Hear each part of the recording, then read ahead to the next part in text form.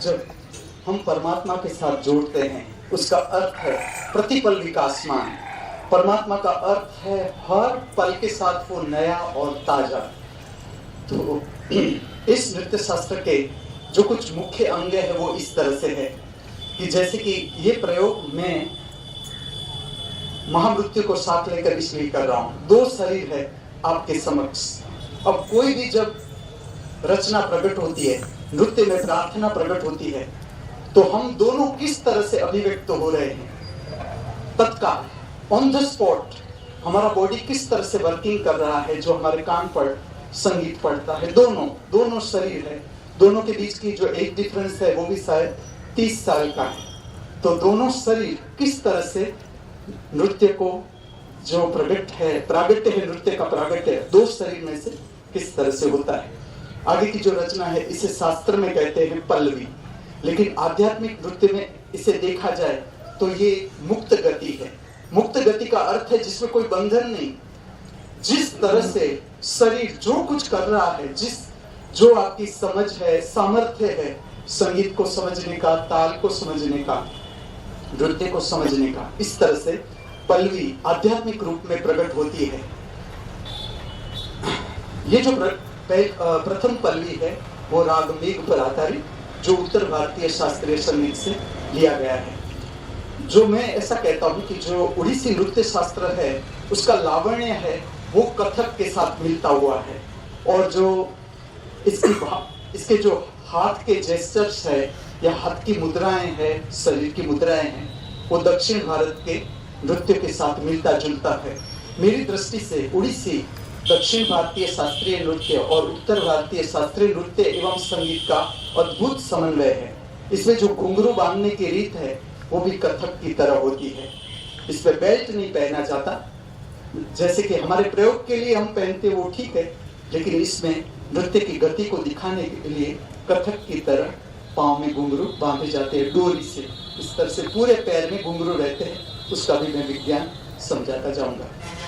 पूरा नृत्य इस तरह से है कि जिसमें पूरा शरीर त्रिभंग लिया गया। इसमें त्रिभंग का अर्थ है 3 भाग में शरीर को बांटा गया, गर्दन तक, नाभि केंद्र तक, कमर तक और नीचे के 2 पैर। इस तरह से पूरा शरीर एक एक अंगुली, चाहे वो पैर की हो, चाहे वो हस्त की हो, आंख, चेहरा, सब कुछ, इसका शक्यतम उपयोग नृत्य शास्त्र में किया जाता है। प्रकट करने जा रहे हैं पल्लवी राग मेघ। इसमें मैं भाव को भी प्राधान्य दे रहा हूँ। जनरली पल्लवी में नृत्य की गति को महत्व दिया जाता है, लेकिन उसके साथ मैं भाव को भी उतना ही महत्व दे रहा हूँ जिस तरह से राग मेघ का प्रागट्य करना देखे।